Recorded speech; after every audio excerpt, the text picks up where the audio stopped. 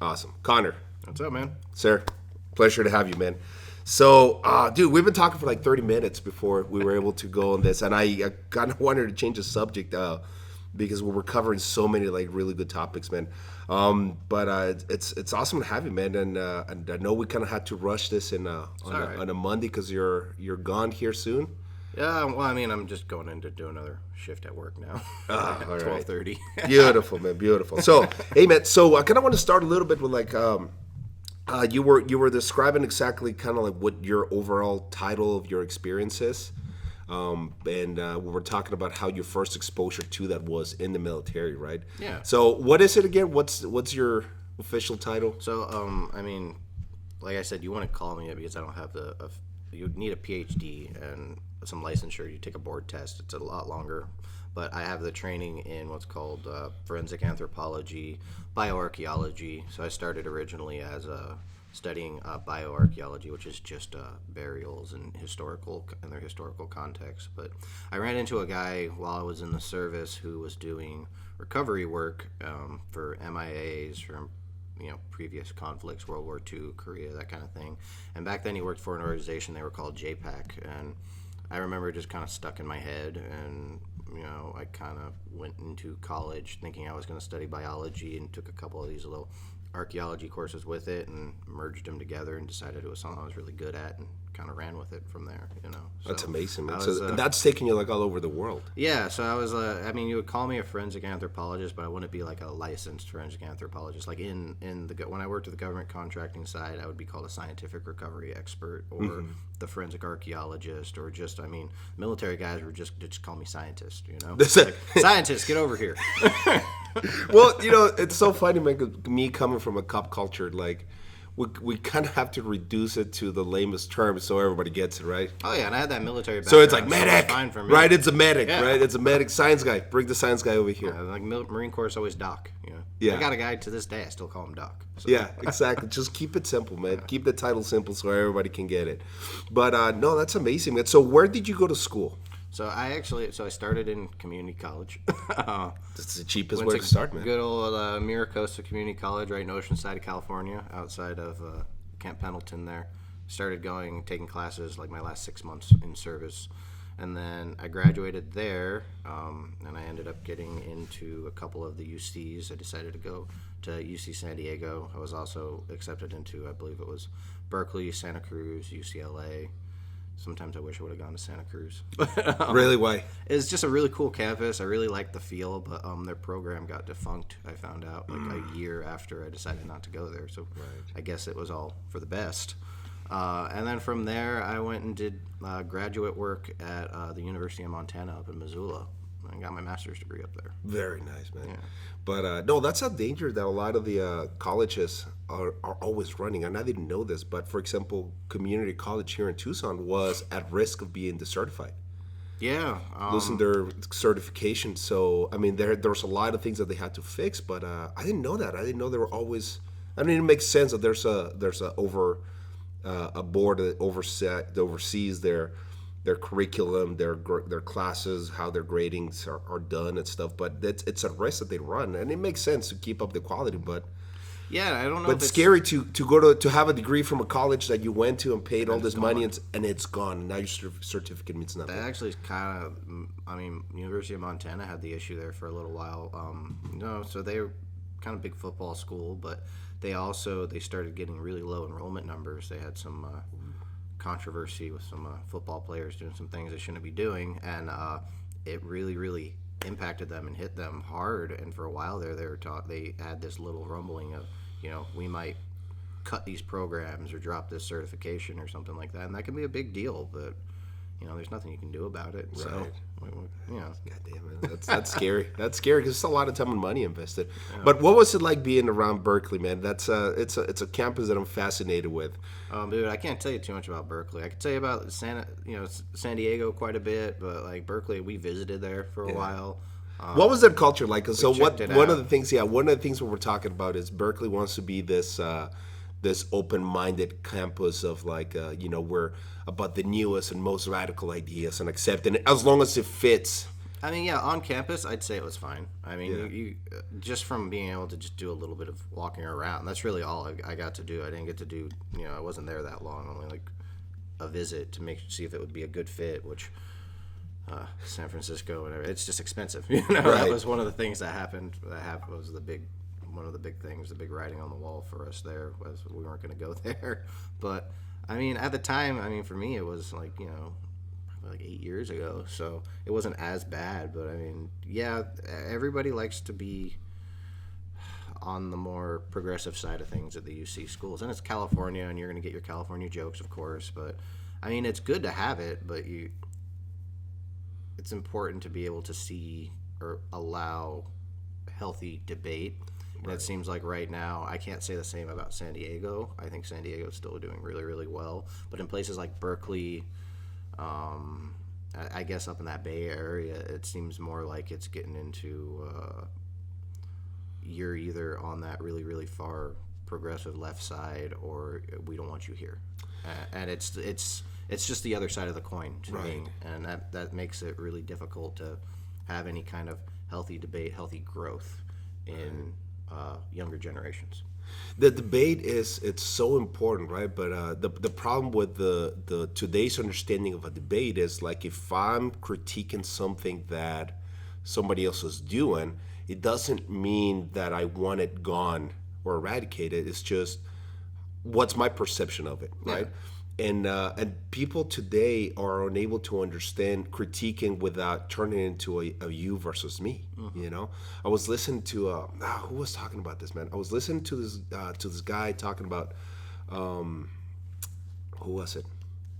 I'm trying to think. Anyways, I'll get to a story and the name will come. But they were talking about what a certain project was doing, right? And this gentleman was talking about some of the things that he perceived that they were doing wrong, and in a sense, it wasn't that he wanted this program canceled or removed or gone. It was just the program had to do something in the field that he was involved in, and he just perceived based on his 25 years of experience. He just said, "I believe that this is what they're doing wrong." And later on, he had to address it because people later on jumped on the internet. Yeah. Wonderful internet, and they were like, "Oh, so and so is they're talking smack about this program," and he said, "No, I'm hoping that somebody goes to them and say, hey, Connor or Manny said this about this program that they happen to have 20 years of experience on, with the hopes that they listen to what we had to say, or what this gentleman had to say, and maybe implement some of those critiques, but they're unable to squeeze the critique out of that. They just want to go, okay, you were pointing something negative about what I'm doing, and yeah, that immediately turns into a you versus me, not a debate, right? I mean, yeah, once you get into that where you feel, I guess you automatically like to pull something out and feel attacked, the debate's done. You're not going to get into a healthy. It's one of the reasons why, and we can go into it later, it's one of the reasons why I really like the jiu-jitsu community, man. I've never been into a place where you got like cops and military guys and some hippie guys and some super, super really green, progressive dudes, and they can just come together and just, throw all that away, put that on the table and just be like, all right, we're not going to talk about that. Or if they do, I've seen people be able to agree to disagree and do it in a healthy way.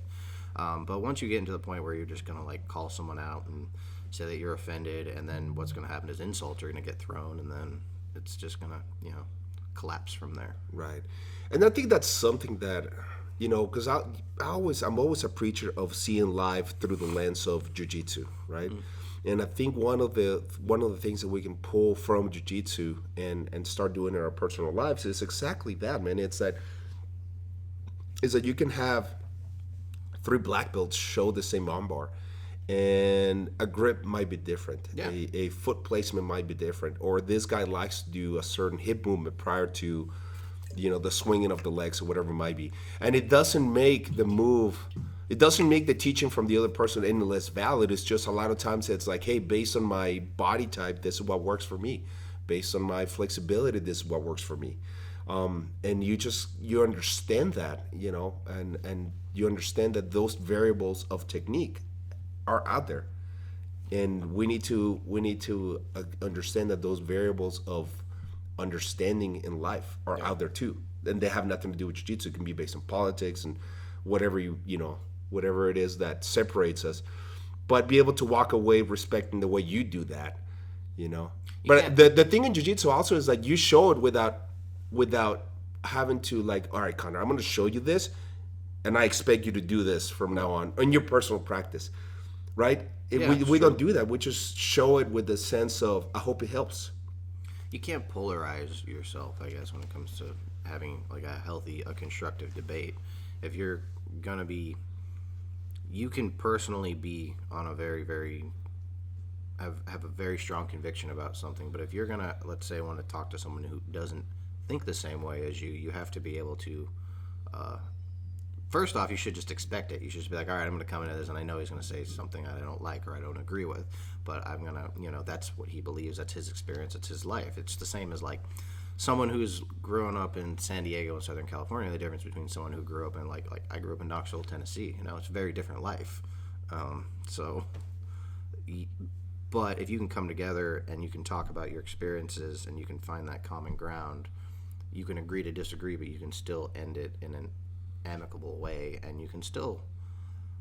I still like to believe I can go with those people I grew up with in the South, and I could like go out and get a beer with them. Or I can go out and talk to them. And I mean, I haven't lived in the South in 18 years, but it was still those experiences I grew up with. But now I've lived out west for so long that I've got this really interesting just mix of values and beliefs. I think, and I don't know. I feel like people just get too pushed to one side. Well, I like what you said, man. We're focusing on finding the common ground instead of focusing on the differences. Now, you're not trying to convince someone that you're right and they're wrong. You're trying to convince someone that there's another way of looking at it, and it can make sense to another person. Correct. Even though you might think otherwise. Right. No, that's beautiful, man. So, dude, let's start jumping into your journey, man. So, you ended up in Peru. Yeah, that was my first field school. Actually, I did that one with my wife. No. Yeah, she came out too. She was expecting hotels, and it's gonna be beautiful. She knew what she knew what she was getting into. We were just little undergrad students at the time, man. We stayed in a house with like 20 other individuals. Oof. And we had breakfast, and then we would go into the field, and we were in this little place called Moquegua, and at a Tiwanaku site I believe it was called Omo M10. You can probably look it up. The professor who was in charge of the project, his name's Paul Goldstein. He was at UC San Diego. I'm pretty sure he's still there now, but really cool guy. But it was just doing temple burials or temple excavations. People were doing these rooms and everything, and I'd come to him early on in the quarter and just was like, hey, I really want to do your field school, but I really want to do like the burial stuff. Is there anything you might have of interest to me? And luckily it was because I sat there for like 6 months and sorted through pottery for him and helped him out in his lab. He gave me and this other guy this little area that he thought he was pretty sure it was a burial, and we found a lot of animal bones, a lot of llama bones, like articulated llama laying on top of what was called like a textile. But didn't find anything in terms of like burial wise, but we saw there should have been one there, but at the we didn't get right there. You only have a certain amount of time to excavate, so if we were there for 5 weeks, maybe we would have hit it on like week 7 instead. But you just cover it up and you go off and go to the next thing. But I actually never found out what happened of that, but it was a great experience. I kind of learned my basic archaeological techniques. I also got incredibly sick. I lost like 25 pounds. You can ask my wife. I was basically like sitting on the toilet and throwing up at the same time for bucket and bucket, yeah, sitting on the bucket with holding a bucket. It was miserable. I got pretty bad. I've had that happen a couple times, which just happens with travel, man. If you're gonna eat local food and you're gonna engage in good local culture and have a real good time, you've just got to take that risk. Do you know what you caught? No. So I know at the beginning I caught food. I got a really bad bout of food poisoning because we were at this museum and then we went to go do this dinner, and they prepared like 2 dishes. One was like a traditional dish and one was like chicken and something like that. And of course everybody else had like the chicken, and I was one of the last to go. And I think they call it an Americano dish. So I'm eating it, and it seems all right. It's like beef and some rice and like a jellied calf's foot. And then like this stuff that was on the plate I was eating, I was like, it was pretty good, and I didn't know what it was, and it turned out I was eating like entrails and calf's foot, and that's definitely what got me the first round of food poisoning, man. They weren't sure. I mean, my professor out there was ready to get me out. He thought it was that bad. They were like, it could be, it's the desert, but they were like, it could be something as serious as dengue. It could be just like a weird parasite that you have.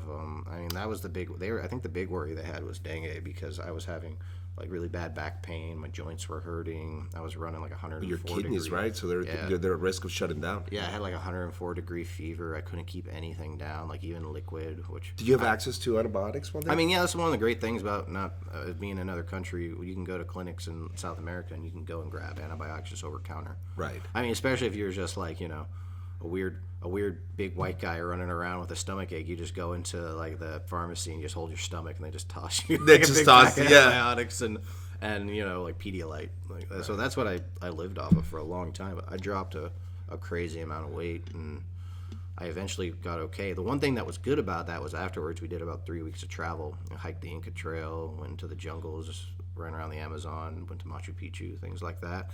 All the 4 or 5 people that I was with, me and my wife were with, they all got sick like the day before they went into Machu Picchu. No. They all got this crazy bout of food poisoning like that night in the hotel, and so they still went, and they were like running around all kind of miserable and jumping back and forth to the bathroom or just sitting because they couldn't walk. And I had like an iron gut at that time. I could eat whatever they threw in front of me. It was like I just built up my immunity by then. So it is truly it is truly about getting used to the local cuisine, man. Yeah. It is truly bad, but it's so funny, man. Like you're talking about being able to get medication from the local counters, man.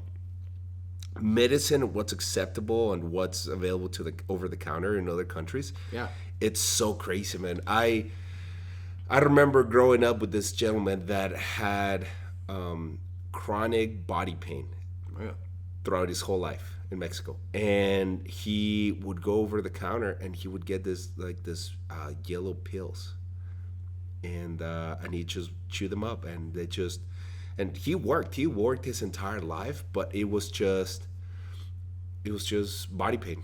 It was just body pain, and he was just chewing these pills, and it would just numb his entire body. But you hear my family, because my family still lives in Mexico, man, and they're always talking about the latest and greatest pill that they have over there, and it's all like, oh, it just kills the pain. It just kills the pain. But there's no board, at least to the extent that there's here in the U.S., it's where they're going to look at extensive, human trials and side effects. Yeah, what are the long-term effects of that, And but no, it's a phenomenal thing, man. And I mean, to be able to go over there and just go, hey, my body hurts, boom, pop this pill. I mean, it's great. It was great over in Peru, because you knew.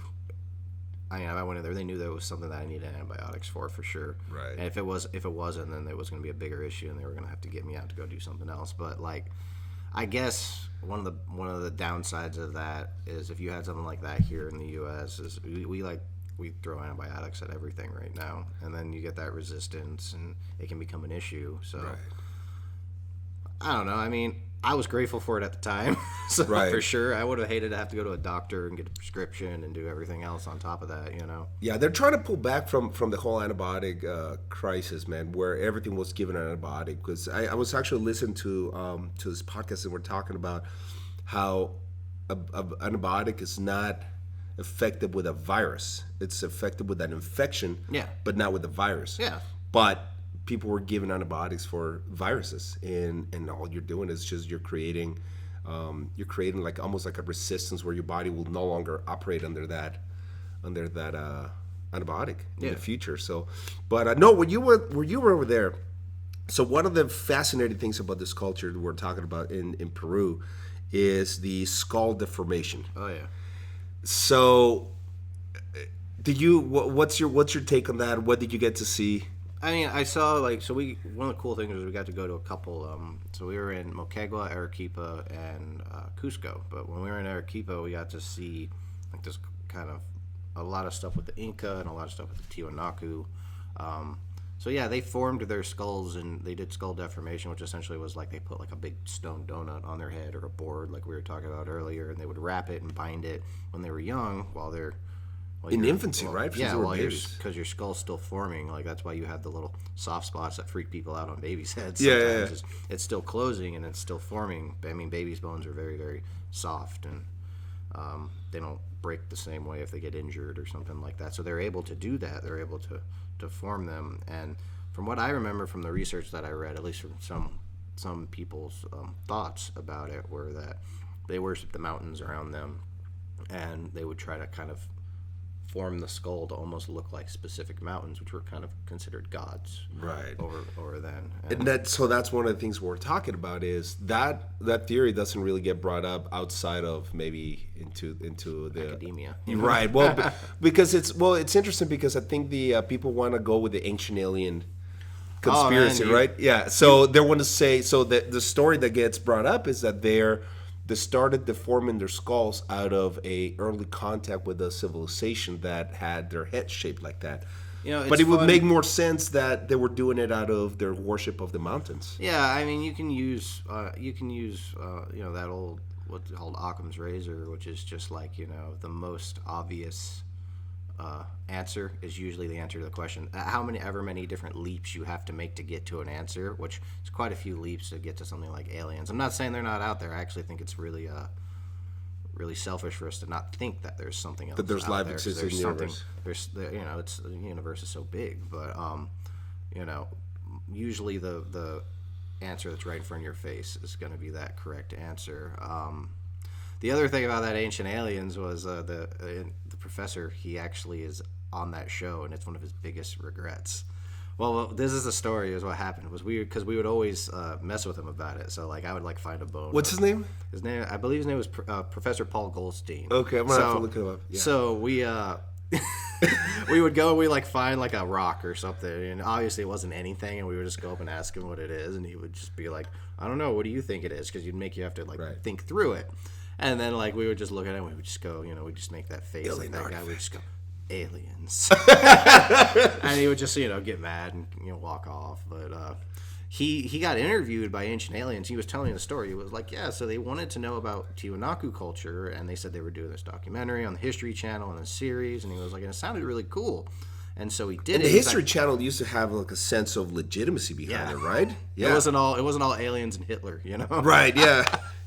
And Hitler and aliens now, yeah, man. exactly. Jesus. But he was like, they interviewed me for 3 hours. They were like, they asked about the culture and everything. And if you watch it, I haven't seen it in a long time, but they kept a 20-second blurb out of a 3-hour interview that just said the Tiwanaku were some of the most ancient and advanced civilizations, at the time in this area. And that was all they said. And they used it to legitimize that part of the show. And he got so upset about it. And I feel for him. But at the same time, you don't get a lot of professors that'll just straight up be like, yeah, I was on it, and it happened. Well, it can be found, man. It can be found. So might as well admit it and be able to insert what you're blabbering of this. But that's the danger of editing, right? That's the danger of being taken out of context. Yeah. You could say something and then later on, it doesn't require formal editing. It could just be what a person took from your conversation and be like, hey man, this guy, he said Hitler and aliens. Yeah. And that's all they take from your conversation. That's all you have. Yeah. Now you're the guy that believes Hitler was riding around in aliens. That's right. Which he might have. You never know, man. You never know. You never know. You always got to entertain the possibility. I like being able to entertain the possibility. So we never know, man. There was so much secrecy behind truly what the SS was doing. I mean, you have a gentleman like Von Braun, who was pardoned of his. I don't think they even it was a pardon. I think we just kind of ignored his crimes of war, brought him over, handed him the program for NASA. Mm-hmm. But when he was with the German scientists, there's an interview out there where they're talking about the progress that they've made in their rockets, and they talked about influence from a civilization from outer space. I mean, could it be disinformation? Could it know. be because they weren't using meth back then? So who knows? Sure. You know, what was the name of the pill? I forget. I was listening, but it was an early version of meth that they were using, and it was just handed down like candy. Yeah, I couldn't tell you what it was, but yeah, I know that's the going thought right now is they hop the SS up on things like that like crazy. Yeah, without any like. Without really telling them, it's the same. I mean, well, it was a pill. It was a pill. The reason was, I believe, there was. I was watching some propaganda that they were using for this pill, and the pill was, imagine what you can do if you don't have to sleep. Yeah. Right, and there was really no this further discussion into what the health. Not imagine what it's like if you haven't slept in 5 days. Exactly, man. So there's actually stories from the Allies, man, where they were talking about the German soldiers would end up freaking out eventually, and there's a couple of stories from some battles where they would go into this paranoia and start shooting in the middle of the night because the enemy's coming. Yeah. And this guys have been up for like 5-6 days. Now they're shooting, and and the Allies would just sit there, man. They were like, man, they're freaking out. I don't know what's going on. And they would calmly march over to them in the morning, like once the paranoia was gone, and they were passed out for like 3 days. I believe it, man. So yeah, so that happened a couple of times. It's so interesting again that the drug that was supposed to give them the upper hand is what ended up crippling them in the long run, right? So what happened? So okay, did you see any lights up in the sky? Because we were talking about the lights of Phoenix, right? Like we talked about the Phoenix lights. Honestly, the most I ever hear about lights have been since lights or UFOs or whatever you want to call them in the sky has been since coming to Arizona. And one of the big ones that I is always crazy is around like where my wife's from, up in White River on the reservation. Everyone there's got a story about seeing a light like on a mountain or above, or they've talked about the Phoenix lights before, and you never know. And it's so the natives have the metal bird, right? The metal bird, and it's so quiet too, just up there that you never know what's going on. And but yeah, I mean it's interesting because everybody has like a theory or historical belief, or you hear stories from like locals in Peru or wherever. They've all talked about something like that, but seeing the I don't know lights how we in the got sky. on talking about aliens for so long, but I mean it's Well, I think also like it's interesting. Well, it's interesting. I think also it has to do with some of the psychedelics that they were psychotropics that they were using, right? So, I mean, you have some potion very similar to ayahuasca that they drink over there. Yeah, that's one of the things that was going in the Tiwanaku is they weren't sure if the Tiwanaku were a culture, like a society, or if they were more like a religion, because they existed around other cultures that were incredibly violent. Like the place where I was at was like 5 miles away from this site occupied by the Wari, and the Wari were like considered very violent, very warlike people. I don't know if violent is the right word, but they were very warlike. And they Did you get to study some of the sites over there? I mean, we saw, it was a University of Chicago was over there, so we met the students, we got to talk about what they were doing and things, but like they were the kind of people that would either go in and conquer, or like if there was something that close, like if I could see, a threatening force across the road over there, you'd always be on your guard. But apparently these people lived, together kind of, I don't want to say harmoniously, but like a mutual respect for one another. Right. And the Tiwanaku have often been found in other places with these little boxes, and they're like snuff boxes. Apparently they contain some type of drug that they would say they would use for a ceremony. And so there's talks that, they might have been like one in their own culture, or they might have just been like a religion and kind of been respected. Like if you were with the Tiwanaku, you could have come from any of the other cultures. That's the other thing that people don't understand with like the Inca. The Inca would just like hijack your god. So they would go in and they would take over an area, and then they would hijack the god, and they would integrate it into their society, into their culture, and then they would be like, "Oh, you people, you're still you, but you're Inca now because we have everything that you do as well." And so they would become this almost like this amalgam kind of people, which is I thought was very interesting. But that is a very well. It's an interesting practice, and it's an interesting approach of absorbing the other cultures.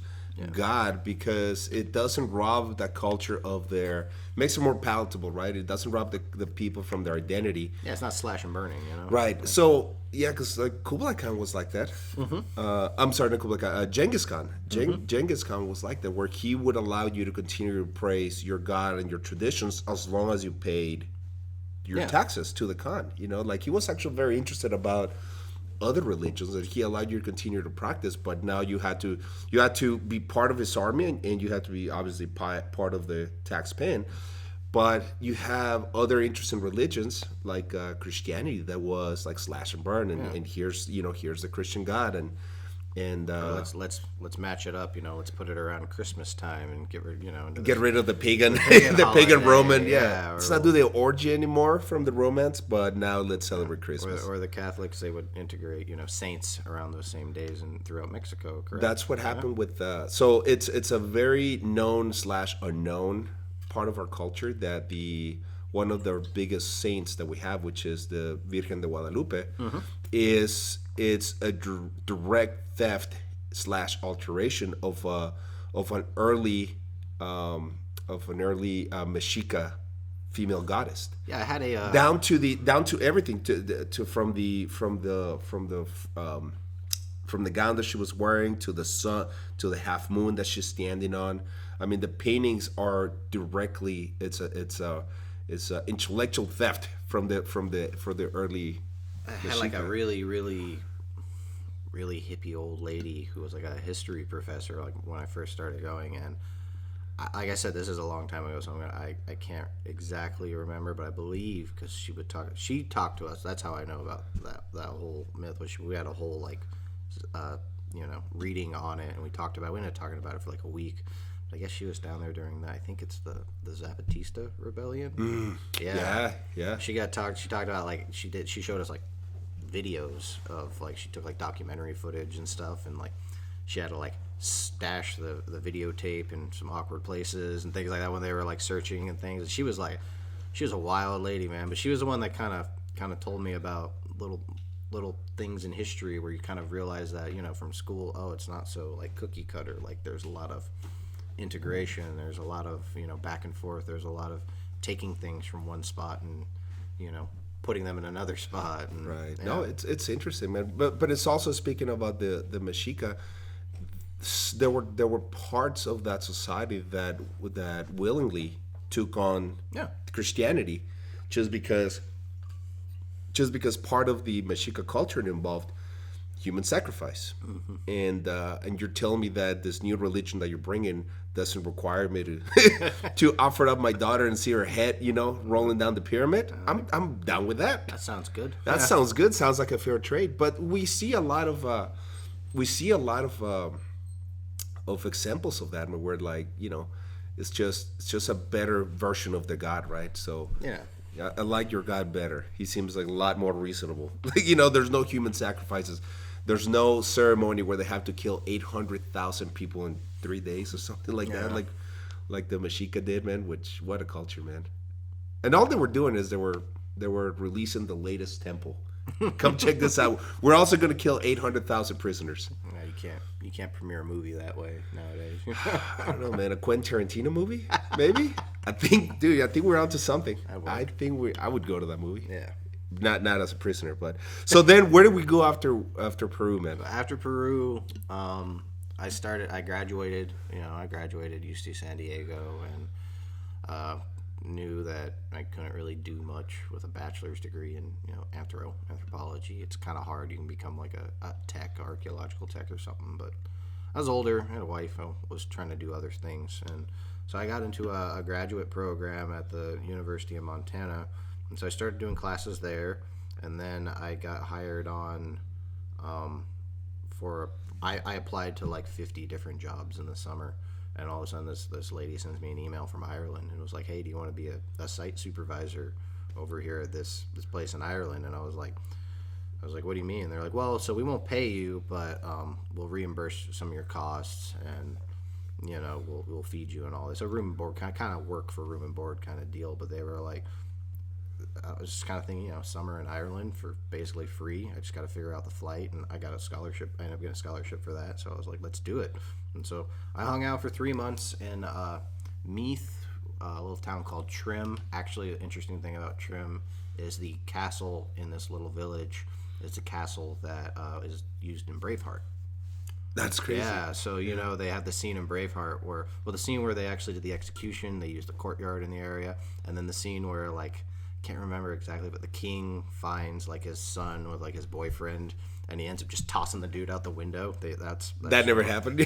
but that's from that castle. That's from that They filmed castle? it at that castle. Yeah.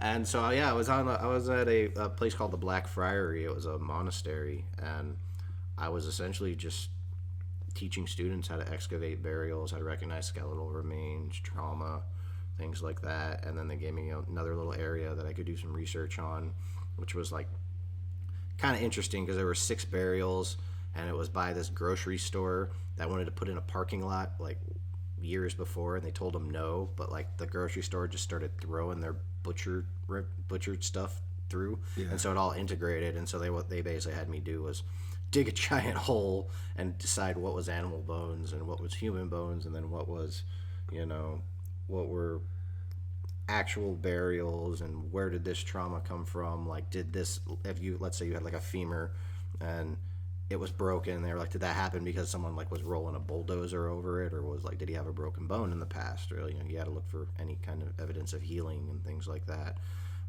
I mean, they found all kinds of crazy things. It was an interesting place because you could see the whole friary, but then on the outskirts you had like a mix of like burials and individuals and cultural practices, but like also modern times kind of creeping in. Like I heard in one of the other areas they were working like the year before, they found like half a car that was just buried from someone who abandoned it. Really? Yeah.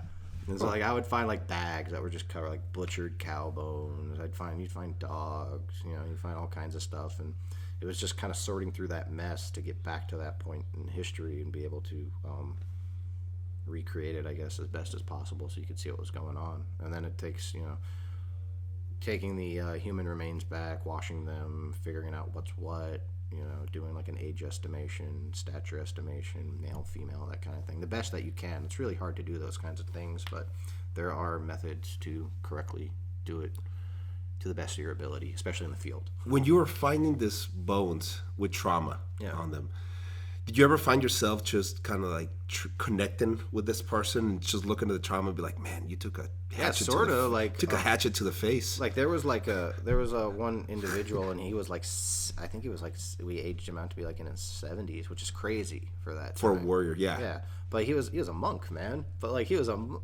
just a monk, but he was like, apparently he was in his 60s or 70s, and we were looking at like, so you can see in your joints calcification, you can see where it builds up, and that's usually either you've been using that a whole lot or you've been injured. And he just had like he had like his kneecap, and you could take his kneecap and it just looked like a giant, like a kneecap usually just looks like an egg kind of deal like that, and it just looked like there was like a hook coming off the kneecap from where it was just calcified, and like his shoulders were just super burly. And I was like, this guy, not only was he like a big dude, but he was like a workhorse. Like he was carrying stuff on his shoulders, he was hiking day, he was working in the field, he was doing something, What a some rough kind life, of man. just crazy manual labor. And at the same time, he was apparently part of the friary, so he was this like super humble guy at the same time. So That he is just kind insane. of I just kind of got this image of this like old guy, just kind of like almost like my grandfather or someone, just putting his head down, just doing the work. Just doing the work. What was his cause of death? I couldn't tell you that, to be honest. Most of the time, it could be old age. If it's skeletal, you're gonna have to see something obvious, like you're gonna have to know how to recognize something. Like you want to get it down like a gunshot wound, or like you'd know like if someone had like you said, like a hatchet to the face, you would see that obviously. But if we were in an actual cemetery, so most of the time it was old age, or if it was a disease, you wouldn't know at the time. You'd have to do a much deeper analysis. Going back to your time in South America, did you ever get to look at some of the early like operations that they were doing on the wounded, like where they would cut off like the little square of the skull? Oh, you're talking about the trepanations? So they had some examples of that in the museums we were in. Also, the Museum of Man in San Diego had a whole exhibit on it for a while. Actually, one of the interesting things I got to do while I was in Arequipa was, I can't remember her name exactly. I wish, it's gonna bug me forever, but there's I think they called her something cheesy originally, like the Ice Princess or something. But they found a young girl, and they found her bundled in the mountains. Yes. And essentially they get them really, really high on some kind of drug, and then she's super preserved, right? They bash the back of the skull in as like a ceremonial, like a human sacrifice, like you were talking about earlier. We actually got to see her. She's in like a box, like a glass kind of box and constantly. And their face is super preserved. Yeah, there's man. cold air. There's cold air constantly going at them. But like, since we were part of the special class, and since the professor had been there for so long, like we went to this back room. And so like we didn't get to touch her or anything, Right. of course. But like, they actually pulled her out, and you got to get like a right up there kind of look. What did that feel like, man? Looking at somebody that was just alive. wild that someone was alive from that long ago, and that like you can see like wrinkles in her face, or you can see like what her nose might have looked like, or just general facial expressions. Her hair's still there, and what they put her in, was just really, really, well preserved, still intricate. It's amazing what science. It's so crazy, man. But it's amazing what science it's starting to be able to tell us about a person, and if you allow yourself to kind of like just lose yourself in that experience of understanding through science what this person experienced, like Etsy, the mummy, man, or the ice mummy, right? Yeah. Man, they discover like the content of food in the stomach, and they've been able to find like some of the clothing that he had. They discovered like I think he died from an arrow to the shoulder. There's an artery that was nicked. Yeah. So he took an arrow to the back of the shoulder, and that's what killed him. Yeah. But it was also interesting where they found over 12 tattoos on him. Yeah. And they think that it was all for medical practice, right? Like they found it on his ankles because he might have been suffering from like early like some sort of arthritis. But it's so interesting to now know that this person might have died in a moment of chaos, in a moment of fear. Like he was most likely fleeing from something, and took an arrow to the back, but you also know so much about them. Like we know what he ate, and we know like the kind of snacks that he was carrying with him. Yeah, it's always crazy when you see something like that. Like there's some native sites like Buffalo Jumps up in like Montana where they'll find like masses of like bison bone, things like that. But they'll find every now and then you'll find like an arrowhead stuck in a rib or something like that. Wow. Yeah, and I've never seen anything like or gotten to find anything like that. But like you'll read about it and you're just like, it's crazy that it's still there. Yeah. That moment in history is forever frozen. Yeah, I mean, I'd like to imagine in Ireland they were doing something a little more calm out there because it was considered a cemetery, but it was. Well, let's talk about the vampires over there. Oh man, that was Poland. Oh, Poland! You never cease to disappoint. I loved Poland. Poland was amazing, but black metal, man. You're talking about a culture that brought us black metal. Yeah, you do. I told you. I showed you that little Viking, or that Viking and Slavic ceremony. Right. So cool. But well, I think so. For people that tell us a little bit about that, and people should look it up, because I think that again we have a cleaner idea, a romantic idea of what those battles look like, right? Based on Vikings, right? Yeah. So that all of a sudden it's just this clean, well orchestrated fight where like nobody, like these guys don't take any wounds and they're just killing these other guys. When reality was just chaos, chest to chest. Yeah, it was literally two armies marching, Vikings and it was Slavic people, and they would just march towards one another till the shields make contact, and then they just start hacking at each other. Yeah, I think it's this festival, and I think it's in a place called Woolin. I know it's like 45 minutes east of a place called Gdansk, which is like the up in the lake top north, very north of Poland you can get to, and they do it every year. And it's just this recreation of this battle between like Vikings and Slavs, and you think it's just going to be like a Renaissance fair, and it kind of is, but like you get there and you see this battle, and it is like watching thousands of people on one side of a football field and another side of a football field just with straight up sharpened weapons, real like authentic armor, leather pants. Like the announcer was in like leather chaps, and he had like long dreadlocks, and he was just tattooed all over, and he just spoke in the most metal voice that you could hear in your life when he was announcing. Yes. And they got drones flying around getting and you watch guys that are like jumping off people's shields and like hitting another guy in the head with a pike because like they're that into it, man. I mean, it was so cool. No waivers, bro. Don't worry about it. Can you imagine that being here in America? It was so cool, but like definitely a great experience. And it was one of my coworkers that got us tickets. She actually partakes in it every year, and so she got us tickets and showed us where to go with things. And yeah, I had little interesting encounters just walking around. Like walked into a tent once and I saw a guy, he's getting like traditional tattooed With the and wood? yeah, and he's Yeah. just kind of like, he just kind of looked up and he just like said hey, and I just kind of was like sorry and backed away, but I was like damn, Oh my god, man. That's some hardcore because they were actually like they would use those that tradition on the face. They would do face tattoos. Yeah. It's very similar to the way the Polynesian would do it, where it was they would take almost like toothpicks, right, and they would just sharpen to a point and then dip them on Yeah. on the And I had ink to- and then slightly start tapping into the skin. Yeah, and I had to ask. I was like, what was going on in there? She was like, oh, he was probably getting his tattoo or something. I was like, that was nuts, I didn't know they still did that, but that's how into it they were, and that's how you got this bit of authenticity. What's it? People are looking to reconnect with their culture, with their ancestry, with their former religion. You're seeing a lot of that in Mexico. Yeah, and what's really interesting about that is it's kind of one of the things I got to learn about the history of Poland was it was this interesting crossroads of like Eastern European, like Russian, like old Russian history and Slavic and Viking, and they all just kind of converged in this area that was Poland, and you get this real interesting mix. Like in some of the places we were at, they had museums where you could see like old Viking armor, and then they would show you like, no, we had this Slavic culture over here, or no, there were these other people that were here, and it's just this interesting. I want to call it like a kind of like a crossroads. And It is at a crossroads, and also politically, because in Poland, it's one of the few places in the world where religion is still intertwined with politics. yeah, and They have what's the word I'm looking for here? Blasphemy.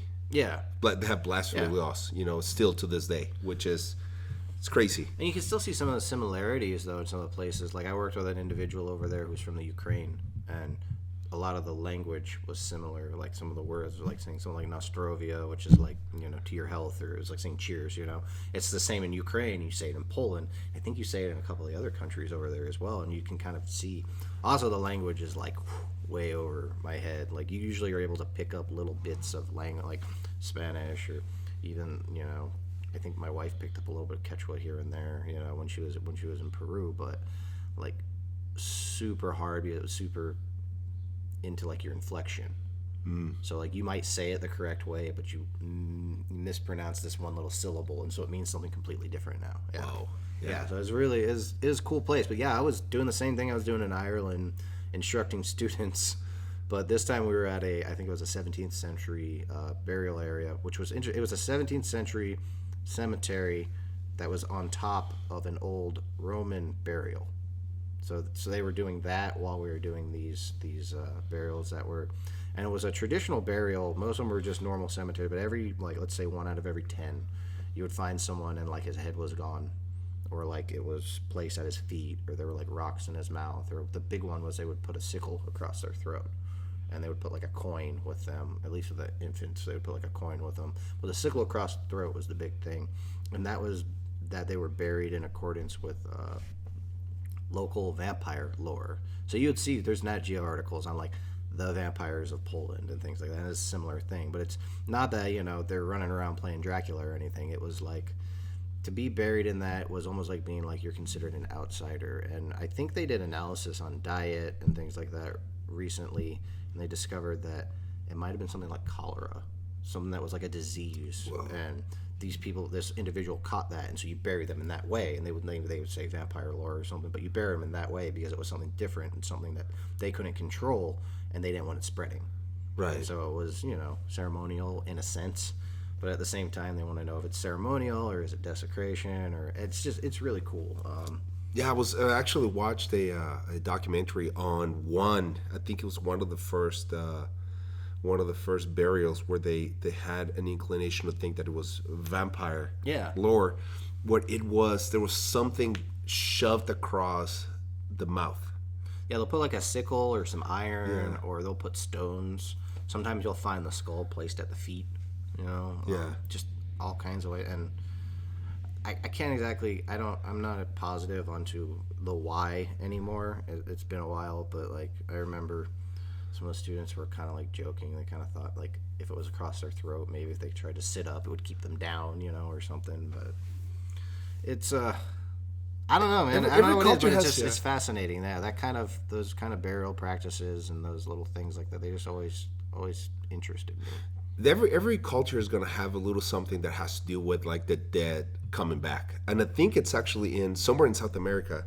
I can't remember where it is, where the door is placed something like a foot or a foot and a half off the ground, Oh yeah. and it has to do with the dead coming out of the graves and crawling at night.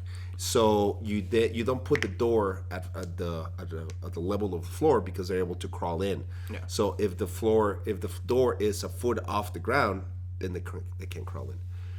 But it's interesting. It's every culture, but nothing's been as enduring as the vampire lore. Oh yeah.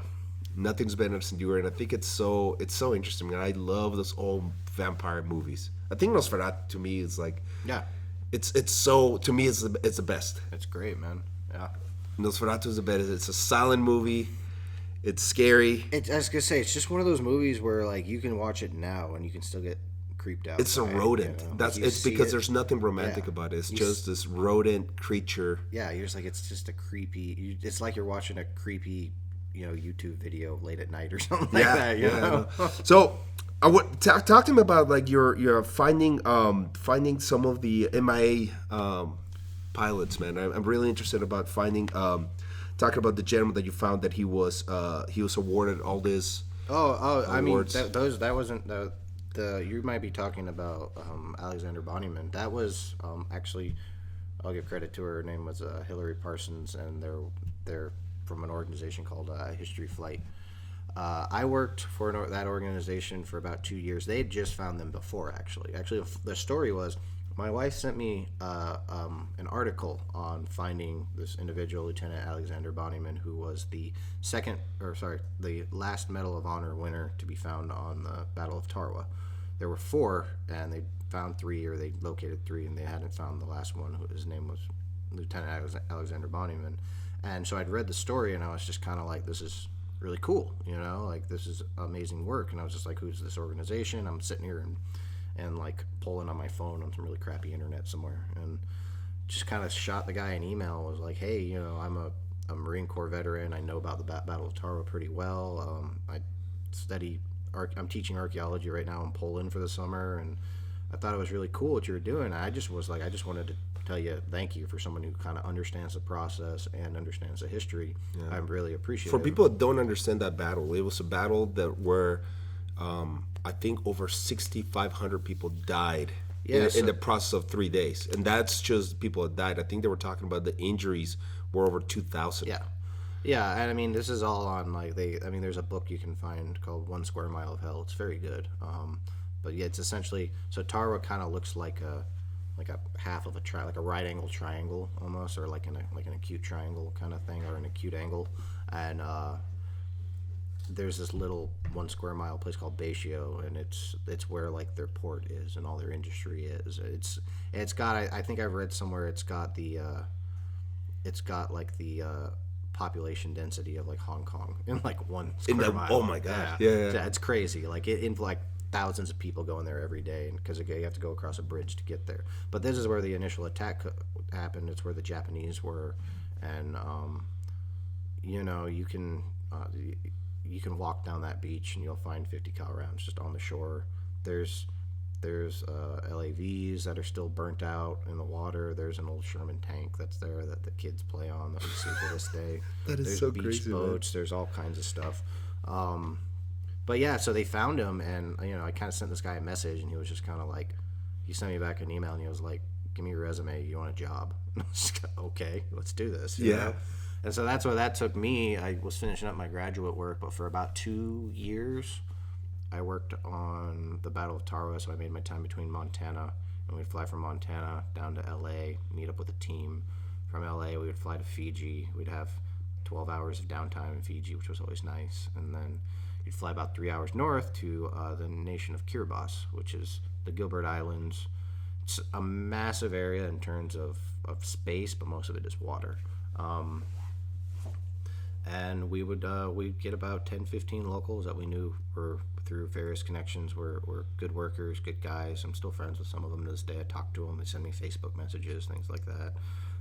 They congratulated me on my kid when I had him a couple months ago, and we would just get out and we would use the historical records, satellite photos, old documents, things like that, and where everyone else had dug before. Also, a lot of it was just interviews. You'd go into these places because a lot of them were just where these individuals lived were like, press board and like a tin roof. And so if something happened to their house or if something was going on and let's say the area flooded from a king tide, they'd just pick up their house and move it down the road.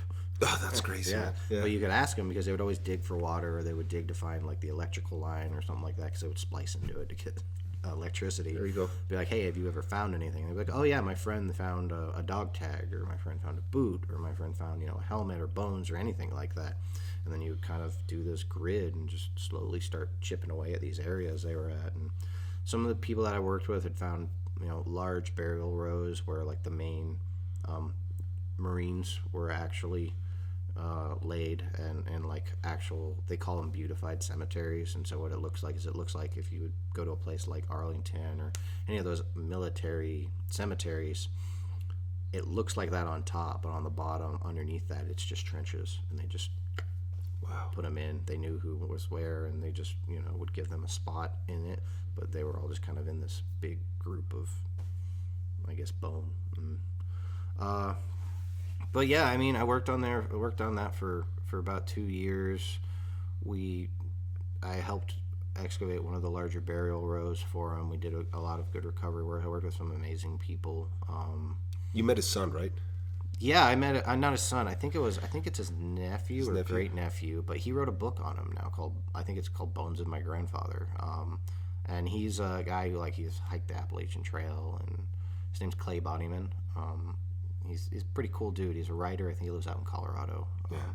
I met him a couple times because he always came back since they found his relative. He always came back and would lend a hand whenever he could, and do little articles for him and things like that, which was great. But there were areas where sometimes it'd be like, oh, this is a military individual, and then sometimes it'd be like, oh, I'm in a Japanese bunker all of a sudden. Oof.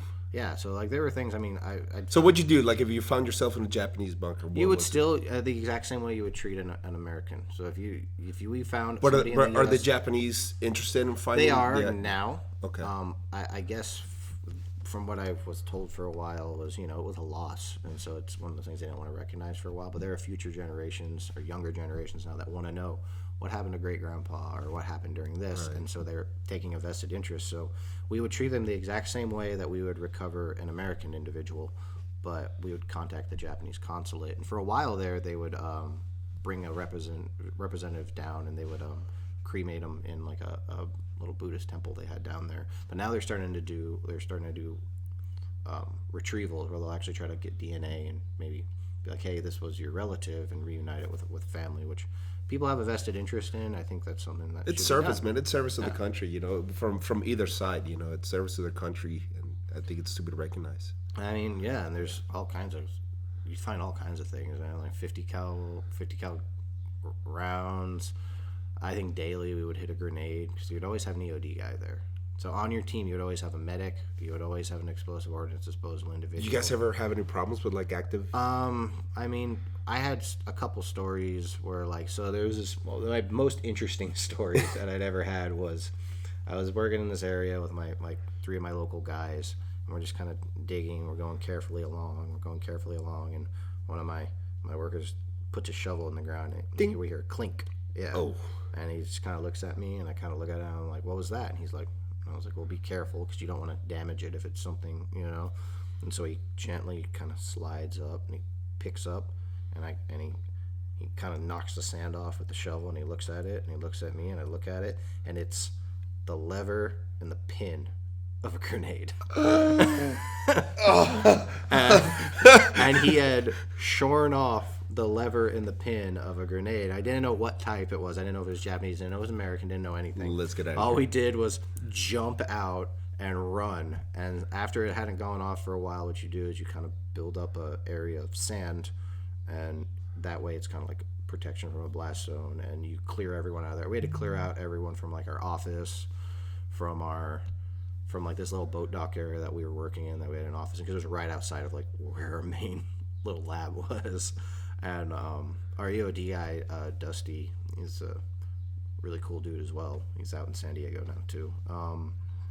He Send Dusty in. Yeah, he For did his Dusty. job. I mean, he knew what he's getting into. That's why he was hired on. Yeah. But he kind of got down in there and he checked it out and did his little excavation. You know, it's almost like doing a mini archaeological excavation, but way more careful, of course. Well, yeah. And he was able to retrieve what we had, and it ended up being a white phosphorus, like an illumination grenade, but it's white phosphorus, so it just burns through everything. Yeah.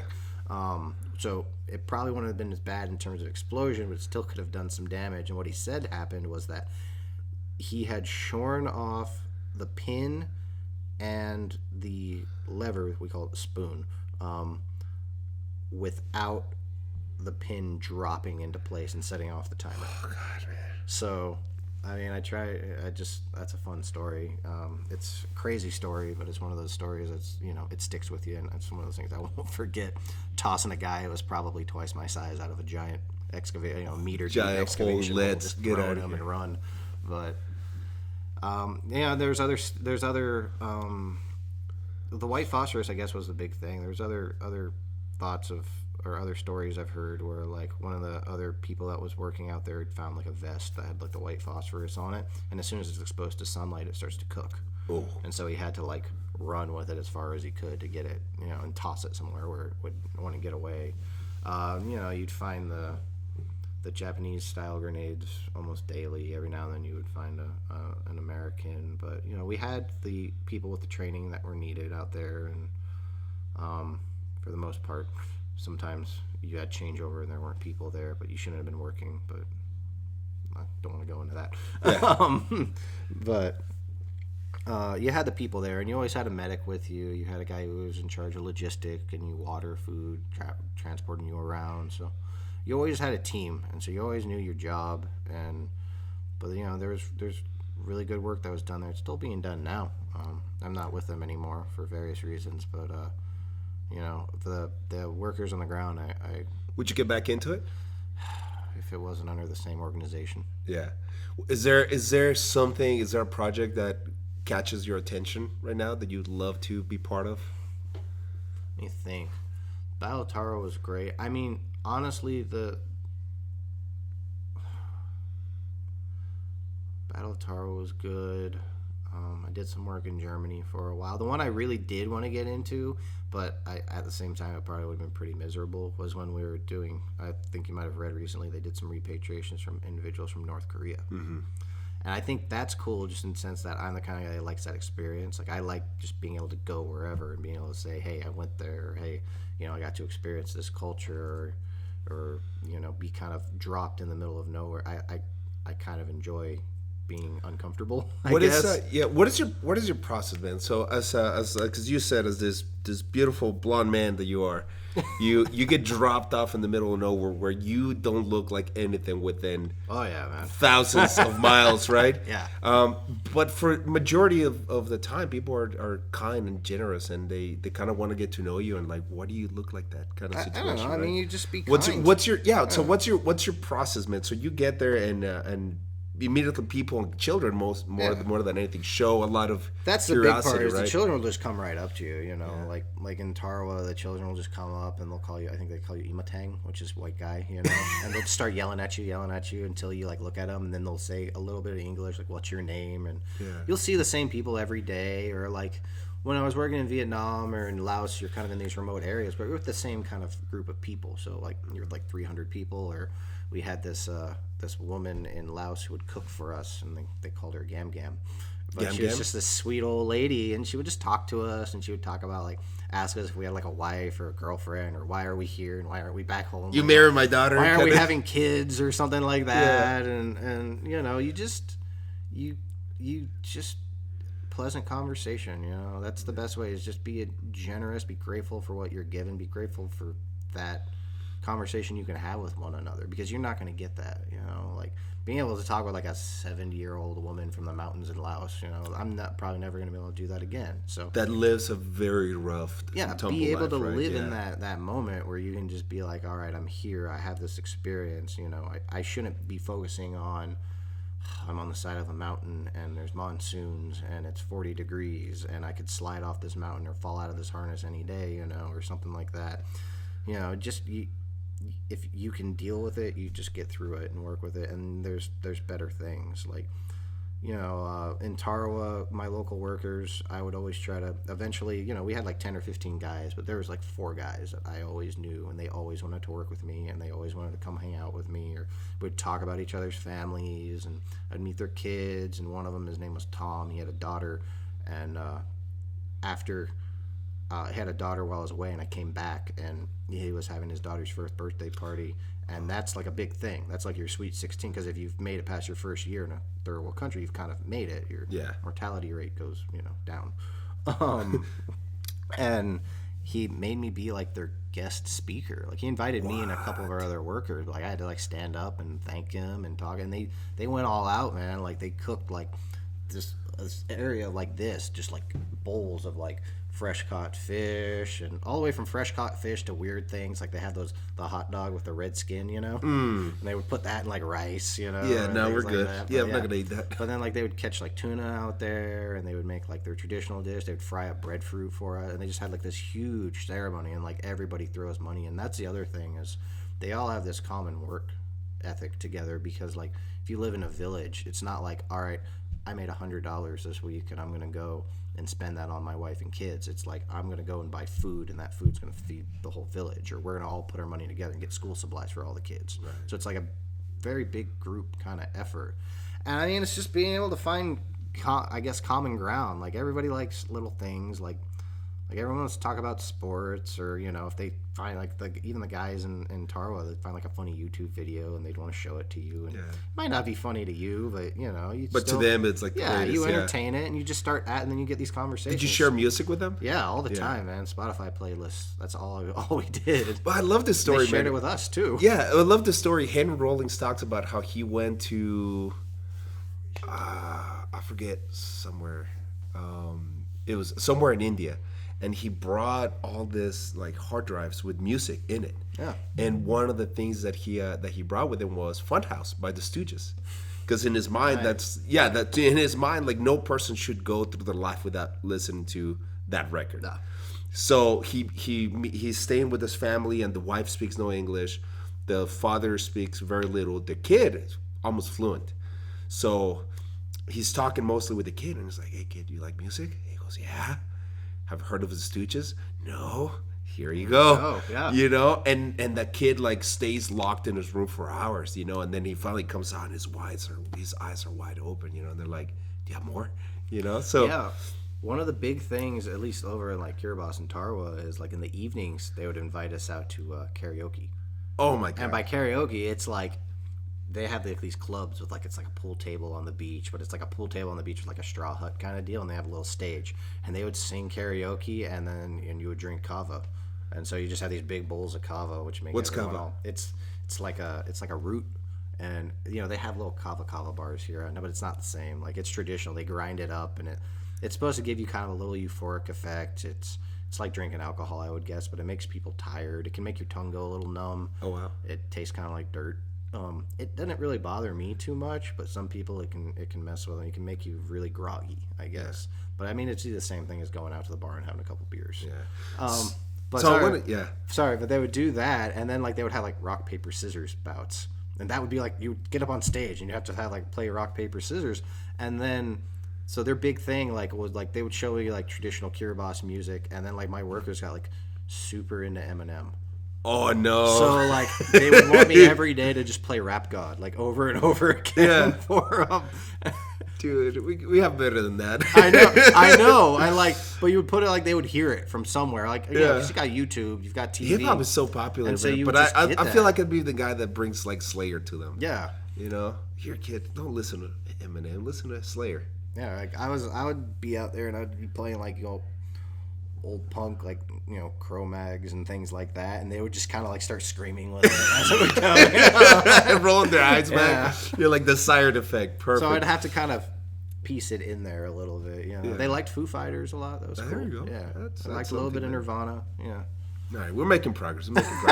So, dude, when I met you, you were the coffee guy. That's how you like. I immediately like jiu-jitsu coffee guy. Yeah, that's how people know me right now. Yeah. So let's talk about that, man. So how in your journey did you start making that connection with coffee, and where are we at today? No, dude, it was just I was always around it. So like, Coffee is the thing that coffee and alcohol. Yeah, is the thing and that brings people together. oh yeah, right? and I think I've told you, and that was like everywhere I went. I drank some kind of local moonshine and had some kind of local coffee everywhere I was.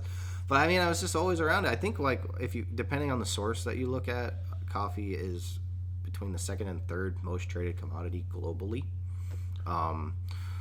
But like in Peru, when we were hiking around and we were exploring, we were always around little Arabica farms, little coffee farms, or like you would be in parts of the Inca Trail and you would see like a farmer and he would be drying out the beans or depulping the cherries or something. So it was kind of interesting. And then in Europe, I would always have to do worker reports at a coffee shop. In Vietnam and Laos, I did the exact same thing. I was at coffee shops, and eventually I just kind of started getting interested. Like I would look at the guy who was roasting and be like, hey, what are you doing there? And he would explain the process to me, or hey, why are you taking the chair, how are you processing the coffee to get to an actual coffee bean, because people don't realize it's actually a fruit and it's a seed, and then it gets roasted, and that's the beverage that you drink every day. And it doesn't just come from Starbucks. Yeah, exactly. It's not good. There's better coffee out there for sure. Oh, 100%. That's expensive too. Starbucks has its place for sure, but there's better coffee out there.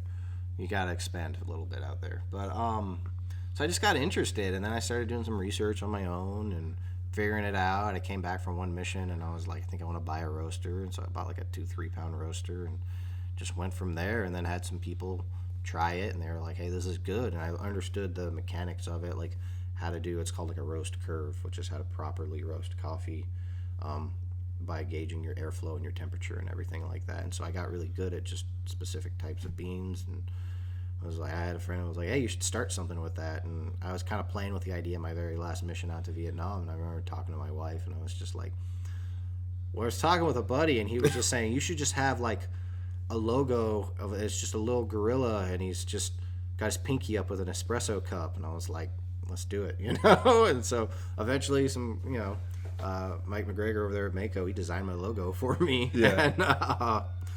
And he it just kind of took off. I started selling little bags here and there to people, like half-pound batches and things. And it's not huge by any means, but it's something I really like to do. It's something I'm passionate about, and it's something that I like. Well, it's very embedded with the jiu-jitsu community Yeah. here in Tucson. Like everybody like knows you, and everybody like has had your coffee and loves it. So we always try to have you like at one of our events, Yeah. Events around town. So I like being able to talk about the process. I also like being able to tell people that there's more to just like going and grabbing it off the shelf. Like being able to talk about the farmers is important. Being able to talk about how it gets from that farm to us. Like when people see something, like if you're gonna go and get something like really, let's say Folgers, you don't realize that like that coffee is they probably paid 70 to 85 cents a pound for that coffee. And think about how much, do 75 cents times 1,000 pounds. That's not that much money when it comes to a farmer.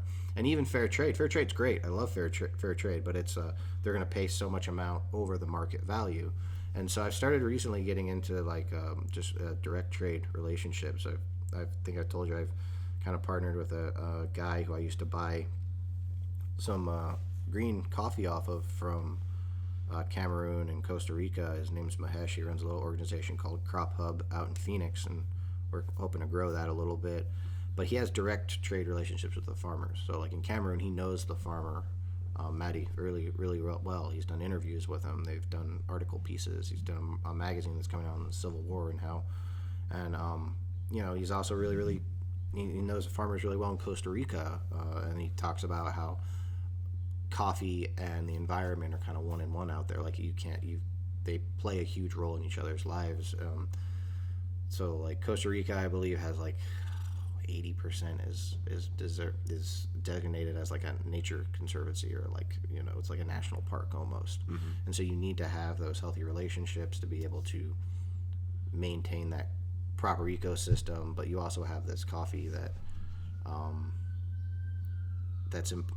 it's just important to be able to properly grow it, properly export it, and be able to take something that they can call their own. Like Costa Rican coffee is known really, really well, and they're like, hey, this is ours, and the money that we get from this is going to go back into Into our that lands community, and our yeah. community and everything. And that's the same with That Cameroon. is so crucial, He's yeah. doing it right now with he's got some Colombian Supremo that he's been working with. He's at a couple farms out there, and he's moved into cacao as well with Ecuador and a couple other places. So Well, that it's direct important trade to is bring great. it's important to bring wealth into those communities, and not only to so that it's profitable and those communities grow financially, but to protect them from cartels. Well, and part of it is being know? able to cut out that middleman too. So like it's great that you can pay someone, let's say you're paying them $1.50, a pound for some green coffee, and you're paying them that because you've got to pay more to this individual because it's got to go from A to B, and then it's got to go from B to C, and so on and so on. You've got to pay that all. Whereas if you have that direct relationship and you can find that direct route, you can take that amount of money that you would pay those people and you can put them into that farm to make more money. Right. They can So make you a end up better paying more, profit, yeah. and the person who deserves to get the money gets it. Right. And that's Correct. kind of a big deal with me right now. Like if I can't find a coffee that's really well directly traded or part of a good collective that I know is going towards a cause, I won't buy it. And if I don't have anything on the website, it might just be because nothing's come along yet, or I'm waiting for something to come in. So Where are you getting them from right now?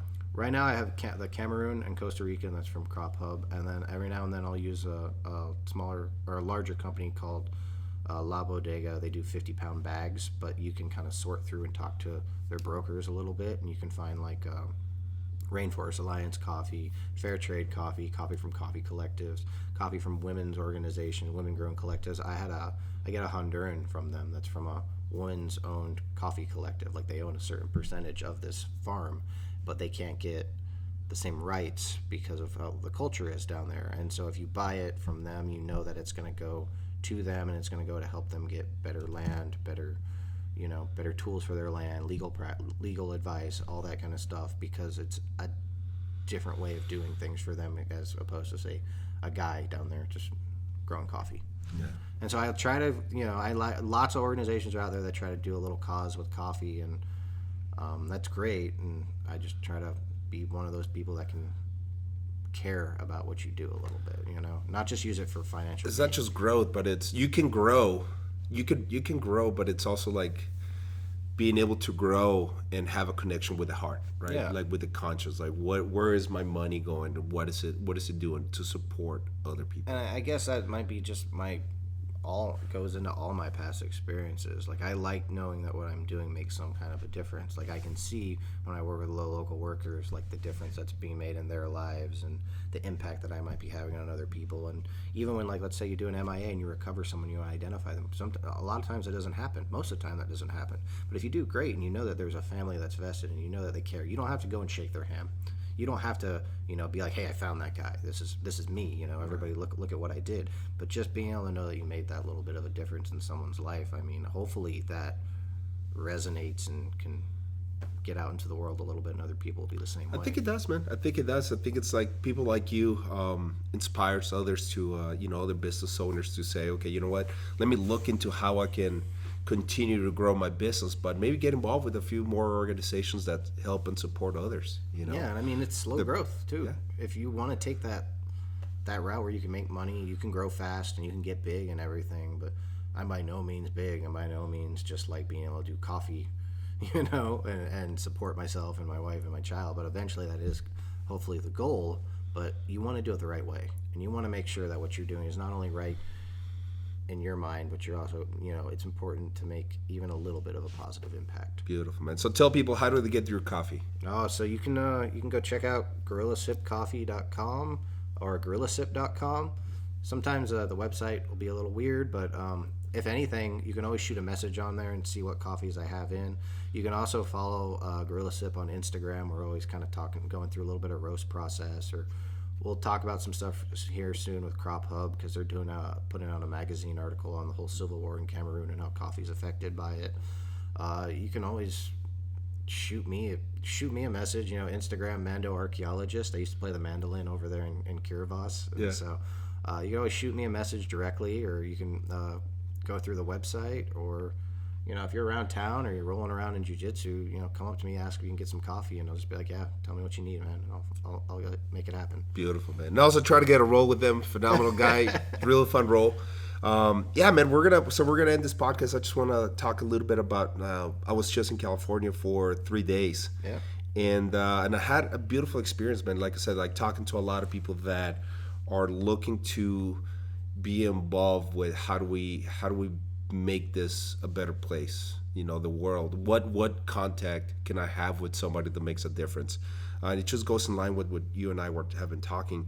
This gentleman in California, I can't say his name, but you know, because he's got to work some logistics out, and I want to put him in the spot. It's like, hey, when are you doing this? You know, but we're gonna take on some apprenticeships, you know, and one of the things that we're talking about is he's been able to influence a couple of people, show them a skill that they've been able to kind of like, you know, provide for themselves, you know, and create wealth or create money or just be able to not end up in prison, you know.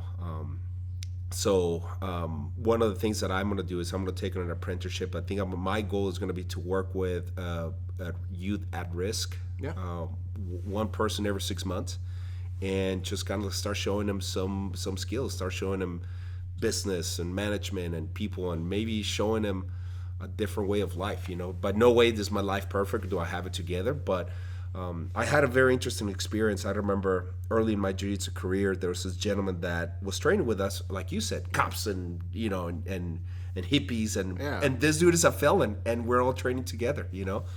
And I remember people were talking about their weekend, you know, and what happened this last weekend, and how they got together and they did this and they did that, and I gave him a ride home, and he was just very in his thoughts. So I asked him, "Hey man, what are you thinking about?" And I remember with a mixed feelings look on his face, he told me, "I didn't know people didn't go to jail over the weekend. Like I didn't know that wasn't normal." And you know, he said, you know, like for me, where I grew up, it was very normal that we would get together and be like, "Hey, where's so and so? Oh man, he had some warrants, or they caught him driving suspended, and he's gone for 7 days." And there was no sense of panic, or you know, like if you found out that, you know, one of your friends was in jail, we'd be like, "Oh man, what happened? How do we get him out?" This and that. They were just like, let him. He'll be in there for 7 days or 30 days. Yeah, he'll come out. He'll come out, you know. So. But it changed his life in the sense that he was like, okay, there's a different way of living life, and so that's what I'm trying to do. So we'll put a little video together and start looking at somebody that's interested in that project, and hopefully inspire other people to do the same. You know, that sounds great, man. Yeah, I'm excited. So thank you, sir. Thank you, man. This is awesome. Yeah.